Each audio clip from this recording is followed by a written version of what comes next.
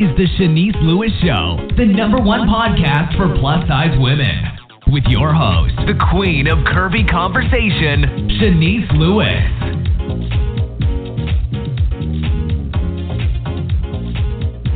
Welcome to the show. I'm your host, Shanice Lewis. Today is Monday, January 21st, 2019. Happy Martin Luther King Jr. Day. Make sure you're following this show's social media pages on Facebook at The Shanice Lewis Show and on Instagram and Twitter at Shanice Show. You can also subscribe and listen to the show on iTunes, Google Play Music, Spotify, iHeartRadio, or your favorite podcasting app. Today we have a very special guest on the show, Nancy Youssef. Nancy Youssef is the founder and president of Curves with Purpose, a plus-size fashion community. The e-commerce marketplace is ascending the movement of shape diversity, cultivating global brands for women sizes up to 3X, utilizing an online fit tool to ease the online shopping experience and providing size and styling recommendation. Curves with Purpose also supports charitable organizations in an effort to help disrupt the cycle of poverty. Nancy has served since 2015 as Senior Vice President, International Business Development for Destination XL Group, the largest omni-channel specialty retailer of big and tall men's apparel. Prior to joining Destination XL, Youssef was Vice President, International Business Development since 2009 for New York Stock Exchange-listed Genesco, Inc., where she was responsible for growing the footwear and apparel retailers' portfolio of brands around the U.S. In this role, she successfully directed the entry of the Fortune 1000 company in more than 24 countries around the world. Prior to that, she served as Senior Brand Manager for interactive multi-channel retailer HSN Inc., and also has led business development for fashion apparel and accessory importer and distributor SAS Egypt. Let's welcome Nancy to the show. Hi, Nancy. Hi, Shanice. How are you? I'm good. I'm so excited to talk to you today. Thank you for joining me. Thank you for having me, and happy Martin Luther King Day. Yes, same to you. And so, since it's Martin Luther King Day, I think you are a perfect person to be on because your Curves with a Purpose, one of the big things is to give back to charity and serve others. So this worked out perfectly. Absolutely. We're so excited. We love his message, of course, and you know, I just found out today, I'm super excited. So I went to Penn State, and I found out that today, 54 years ago, he spoke on our campus just a couple weeks after he received the Nobel Peace Prize. So it was even more exciting today than usual. Wow. Well, let's start learning about you, and let's go back to the beginning. So you are currently based in Nashville, Tennessee, but where were you born and raised? So that's a bit of a loaded question, but I was born in North Jersey, Livingston, New Jersey, but we moved when I was 6 months old. So I actually grew up in Europe. We moved back to the U.S., and I lived in London, Paris, and Geneva. We moved back to the U.S. when I was going into my last year of middle school. And we were in Princeton, New Jersey, and then for high school, we were outside of Philadelphia.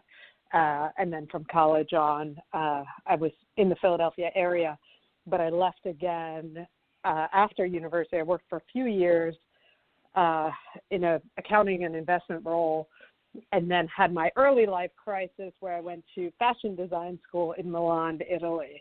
So I went back to Europe, and that was really the beginning and what kicked off 20-some years ago, Curves with Purpose. I didn't know it at the time, but my project for my design school program was a women's plus-size clothing line. Oh, really? So Yeah. initially you wanted to be a fashion designer?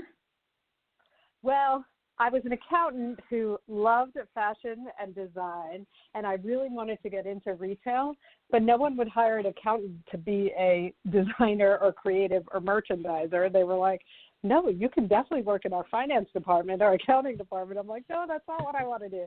So I quit my job and went to design school so I could get the creative side of it. Right. And so, as you mentioned, you went to design school in Milan, Italy, and you are fluent in 5 languages. Now, did you pick this up just growing up, living in different places, or was this strategic for your career? It was definitely started growing up in different places. So French was actually my first language because we moved to Paris when I was 6 months old. And my parents, thankfully to them, the best thing they ever did for us was really harp on languages. My parents are Egyptian. They're immigrants to the U.S., and we spoke Arabic at home. But in school, we took French, and even when we moved on to other countries from there, they kept putting us in French schools, so we maintained that language. Obviously, we learned English along the way, and then Spanish and Italian came around after that. That's awesome. So how did your focus change from fashion designer to international business development? Yeah. Well, I really stumbled into it, honestly. When I was in design school, this was in the early 2000s, and in the early 2000s, some of the international markets hadn't really been tapped as far as emerging markets and brands going into those markets.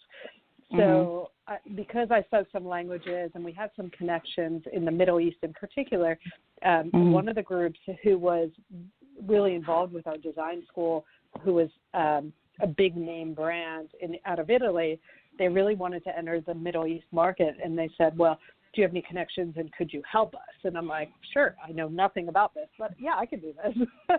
Right. And so I accidentally got into the international side of helping brands go overseas. And so it just started that way. And the company that I connected them with out of Dubai said, hey, we want to bring more brands into the region. Would you come on and work for us in a business development capacity? And I'm like, okay. And so I just kind of stumbled into that career, honestly.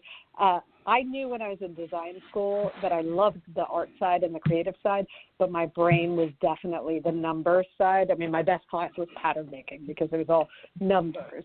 And so I knew that I would get into the business side of it. I just didn't know that it would take the shape of international business development. Right. That's amazing. So you travel like every week, or is it not as frequent? Yeah, so I used to travel, globally every month and maybe for a week or a week and a half or two.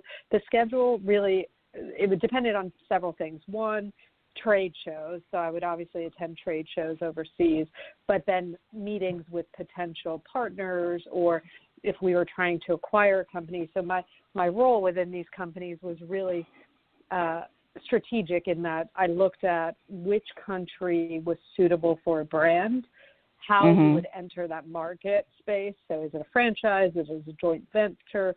Would we acquire an existing company or would we be greenfield and just start from scratch? So I had a different lens for every country and every brand that I worked with. And then you had an advantage on some other people because you had actually lived in some of these places and had networks in some of these places.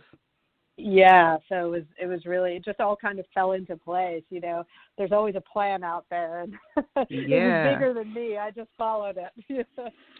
So you are currently the Senior Vice President, International Business Development for Destination XL Group, which is for big and tall men. Now tell me how you got with this company and what do you do there?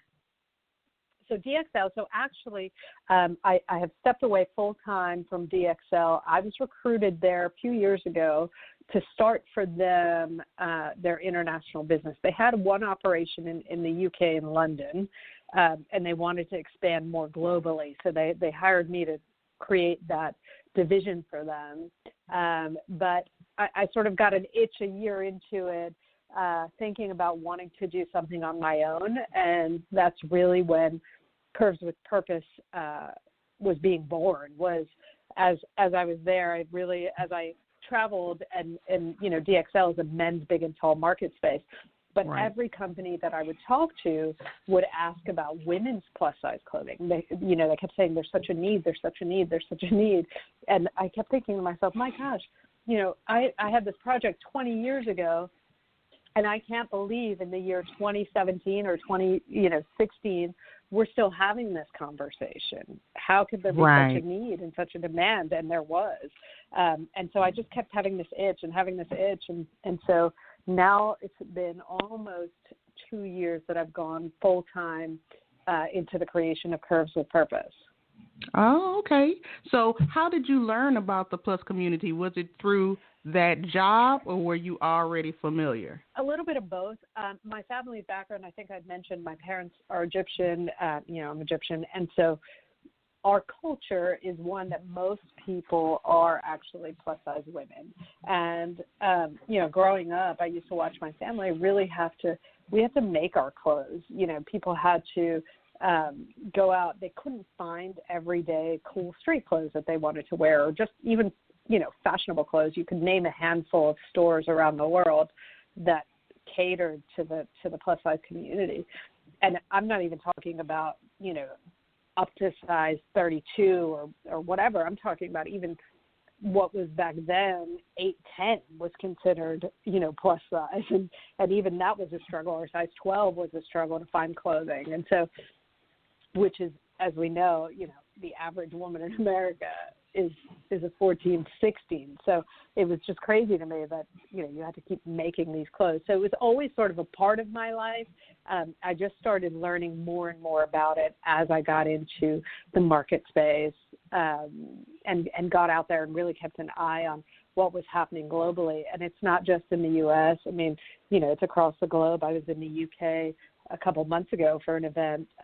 We had our first pop-up in the UK, and it was very clear and obvious that it was something that was needed even there, Right.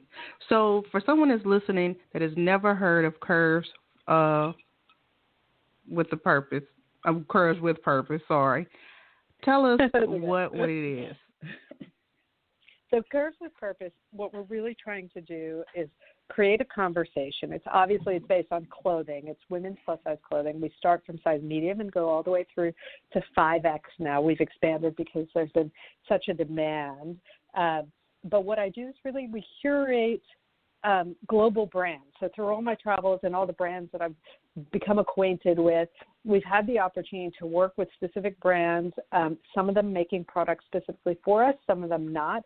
And really the way that I describe it to people is it's really the anthropology for plus size. If you're familiar with that brand, Anthropology, it's really sort of a, more unique, more fashion, but still a little bit classic, but it just has this cool vibe and fits really anybody and everybody's taste and lifestyle. It's a conversation, a journey. We talk about women's journeys all the time. We talk about and share women's stories and the aspiring women. And, the clothing is a part of it, but it's really just a small part of it. It's really a bigger community is what we're trying to build. So this is not a consignment shop. You sell new clothes? New clothing, and always a percentage, even up to 100% of the proceeds go back to a local charity. So if we do a pop-up shop in a certain location, we'll pick a local charity in that location and make sure that a good percentage of our proceeds goes back to that. Here in the Nashville area, probably the biggest charity that we work with is an organization called Souls for Souls. Souls for Souls has been a really powerful and impactful organization that I've been working with for almost 6 years now, and they provide new and used clothing and footwear to people in need. But even better, what they do is help create jobs in the sense that they have a social enterprise program, basically, where they teach people how to have their own little store or resell product. Mm-hmm. And I want to talk more about the charity, but let me get a couple more questions in about. So what is the price point of the clothing that you sell? So our average ticket is probably around $55. We are a little bit higher, but it's definitely more quality. And so the way that we look at the product is it's really product that's going to stay with you. They're staple pieces in your wardrobe that you can wear day, night, wherever you're going. They're classic enough that they'll last with you, and the quality is really great. And you mentioned you do pop-up shops, but you do more than just pop-up shops at events. You actually rent out stores in the mall, right? Correct. Yes, exactly. So we will go into a mall and take up a space, and just for a short period of time, a week, 2 weeks, up to a month, and we pop up our store and have an entire experience for people to come in and see it. And what's interesting about it is one of the things that we do on our website is we have a digital fit tool. So essentially what you can do is go online, you see a product, you can get onto that product and say, okay, these are my measurements, and we'll tell you what size you should be within that product, any product on the site. So we know that even within the same brand, it's the ongoing conversation all the time, even within the same brand, fit varies by top or bottom, or even the same top if it's manufactured wherever. So we try to alleviate that and the concern, especially because we're predominantly online, of will it fit me? And we think that it's worked really well for us, actually, and we've had truly a really minimal return in the course of the last year that we've been in business, because we really help people find their right fit. And we do that same thing in the store, and there's such a great customer service experience. And that's why we love doing the pop-up shops, because we get to be one-on-one with our shopper and with the person that's supporting us. So you have transitioned into a full-time entrepreneur, correct? Yes, correct. So has that been scary? Very. I tell people it's a roller coaster of emotions. 1 minute in the day I'm thrilled and super excited, and then something will happen and I'm in tears in the corner at my house, Yeah, I know. It's phenomenal. It's been amazing. And more importantly, what's been truly phenomenal, because, I've been corporate my whole life. Right. The support of the women in this space and this industry in general has been truly overwhelming. I mean, I never imagined that if you had asked me 2 years ago, when I was going on this path, and would I have imagined the amount of support that we all have for each other? No, I wouldn't have. It's really, that's probably been the most incredible part of this journey, truly. So do you have a staff that helps you run everything? Because I imagine in just starting out, the budget would be tight. Or are you just a one-woman show right now? It's tight. I have had I have a ton of freelancers that help me. I've had a ton of support within the community, and I have one person who's been full-time with me for about, I guess, 8 months now, and she's really the rock on which I stand, to be honest. I mean, being a one-woman show is crazy. Having someone else to lean on is really amazing, but we continue to grow, and we continue to hire more and more freelancers, particularly when it comes to like the pop-up shops and things like that. So it's been super exciting in that front. Right. So you mentioned earlier that a big part of Curves with Purpose is to support charitable organizations, and one you specifically picked, it helps disrupt the cycle of poverty.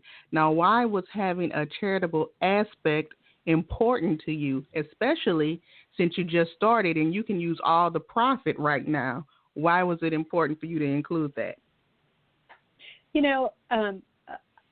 I truly believe that we all have been, whatever we've been given is blessings along the way. And, whatever we can do to help other people will grow, because in turn they're going to help us and support us. I don't mean us as a company, but people in general. I think one of the greatest things that I've learned along the way is seeing the impact that giving back has on people is I mean, I can't describe in words how amazing that is. And I always want to be able to help people and give back, and more we give a greater amount of the profits, because really, to me, this business is about building a community and helping people. And the way that I've always known how is through this charitable component. But I think there's even more good that we can do as a community and as a plus size community for sure. And so you mentioned that the organization Souls for Souls is one of your charitable organizations. Is that the main one, or is that one of many that you donate to? We have several. So the way that we've done it is Souls for Souls is the main one as far as online, for example. We always have it dedicated to Souls for Souls. However, when we do our pop-up shops, which we do one about every month in various locations around the country, we'll pick a local charity in those locations to give back to.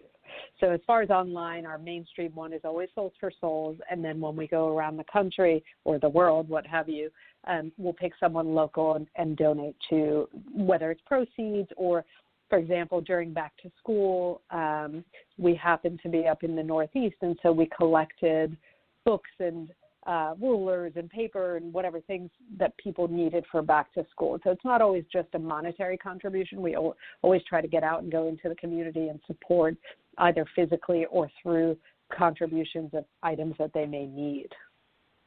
And with the main charity that you support, Souls for Souls, I see you are on the board. You're the chair of the board. Yes. And is this charity a part of your international travels too? Because I see some of the things is going, different parts of the world to help people. Yes. I've had the good fortune of going and supporting in Honduras, in Haiti. I'm going in the summer, at the end of the summer, Dominican Republic. So there's a lot of countries around the world. As I mentioned, my family's Egyptian as well, and so we've started some work in Egypt. In fact, I was there last week, and we started to do some work there. So anywhere that we really can help, we do. We have a big focus domestically as well, because obviously here in the U.S. we have a big issue, particularly with the younger school-age kids. So we do a lot of collection for them. And how can the average person get involved with their charity? Like, for instance, I love to do charitable things. How could I get involved? Oh, there's so many awesome ways. I love this question. So there's so many opportunities, and particularly Souls for Souls. One, if you want to do a shoe drive or clothing drive locally, one of the coolest things is they partnered with an organization called Zappos. Zappos is a retailer, an online retailer, predominantly known for footwear. But they'll send you, if you go online and go to the Zappos for Good site, you can download a free shipping label and send anything that you've collected back, and they'll take care of the shipping. You can also participate in a travel program. So if you're so moved, get a group of friends together and go on one of these trips. It's truly a life-changing experience to be able, because what you do on these trips is you go to these countries armored with a ton of shoes and clothes. You go, you sit literally at the feet of these children and wash their feet and give them new shoes, and it's amazing. And some of the shoes are coming from big companies and big corporations that are donating brand new shoes. You can start a little group. I have two boys in school, and so I've asked them to have shoe collection boxes in their schools or clothing collection boxes. So there's so many different things. They partner with other big brand retailers such as Macy's, DSW shoes, for example, and they'll host drives in those different locations, and they're always looking for an ambassador to be there and really kind of promote the program and talk through it. So that's something I could do. There's so many amazing ways. Yeah, so that it's really phenomenal, and we're located all over the country. I mean, their headquarters are actually here right outside of Nashville. They have regional distribution centers all over the country and the world, actually. Nice. Now, with the current climate, political climate, is it still easy to travel internationally to do business and charity work, or is it a little more scary now? I think throughout the years, and, I've been doing this, I'm almost 42, don't tell anyone. I've been traveling like this for a long, long time, and I will tell you, it just ebbs and flows. I don't think it's any more scary. I saw a ton of international travelers. Egypt, for example, is a country that's been hit really hard with political strife and terrorism and all that stuff. But as I was there last week, I noticed on my flight, it was a ton of foreigners visiting the country and a lot of Americans. So I think travel's still okay. I mean, I think like in any major city that you go to, if you're going to a major city, you just have to be cautious and be aware of your surroundings. I don't think the political climate has really impacted free travel in that way. It's still pretty okay, Good. So moving forward in 2019, I saw you post a video saying you had a new extended vision for Curves with Purpose, and one of the things included a new Facebook group. Yes. So we're really trying to get out. Last year was really a foundational year for us. It was our first full year in business. We were building the brand, sort of trying to get out there and get people to know who we were and get our message out. We still have a lot to do in that front, but we've really built a base of just people that truly believe in our mission and vision, what we're trying to do and accomplish, and be not just another retailer, but a community-minded group, right? So we thought the Facebook group would be a great way to connect people in that way and to share that vision and that journey and share everybody else's purpose. There's so much greatness in this community and so many people accomplishing so many amazing things. We really wanted to have a platform to talk through all of that. We're also getting more and more into our charitable side of the business. So we're doing a few awesome partnerships that'll come up in the next couple months with really big brands that have partnered with us because they also believe in our mission and are creating product. And I can't share the names of the brands, but you'll see it soon. We're going to create product that's exclusive where 100% of the proceeds are going to go back to charities. And some of the charities are ones that are supporting body positivity and mental health, so things that are really impacting our community. So we're super excited about that. And we are also, in the next month or so, we will be launching, we've been invited to be part of Macy's is doing like a pop-up within some of their big stores, and they've invited us to participate in that. So we're really excited about that. Oh, nice. So what is the ultimate goal for your brand? Does it look like multiple stores across the country, or what is your ultimate vision? Well, the multiple stores, so I'm a little jaded having hailed from the retail industry, and I see what's happening, the domino effect of retail stores shutting down. That's true. So that scares me a little bit.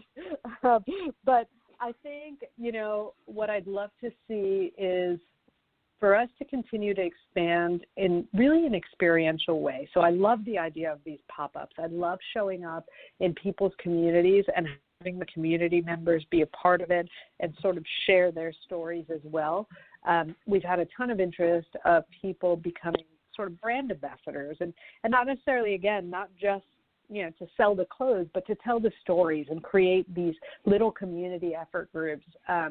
We started here in Nashville this quarterly gathering, and there are different gatherings every time. We had a gathering at an art museum, and we had this artist come in, and she did free sketch of all the people that attended, and it was cool. It was a conversation. It happened to be there was a great exhibit there that was really talking about African American art, and so it was a really great conversation. And so things like that, we're trying to do more of that, really building a grassroots community around us. So 2019, we're super excited about the path, but I think the vision long term is really to build this sustainable business, one that's going to evolve and be fluid with the community as the community grows and evolves, and making sure that we continue to select brand partners that have the same ethos and the same shared values. I mean, that's probably the number one goal and focus for 2019 is to continue to find people, companies, resources that are all really seeing the same vision and have the shared values that we have. And I could see you going on a tour, like a 10-city tour, and then do the pop-up shop in every city and have it like a big thing promoted from city to city. Yes, we would love that. It is on our plans, yes. So do you have anything else coming up that we can be on the lookout for? Anything else we should know? I think for now, look for us. We're going to be coming to some of the Macy's locations. We've got a couple online opportunities that are coming up. We have really the one in just a couple weeks. We've got another pop-up happening in Nashville. And then we'll start sort of making our way around the country for the rest of the year. We're going to be in New York in March. Dates aren't finalized yet, but we'll be there. So we've got a couple really interesting things sort of on the radar. Oh, we're going to be in Vegas mid-February. Oh, nice. So you're already doing like a mini tour already because you're on the move. Yeah, just a little bit, yes. We definitely move. There is no doubt about that. So tell us your official website and social media pages. Yes. So our official website is curveswithpurpose.com.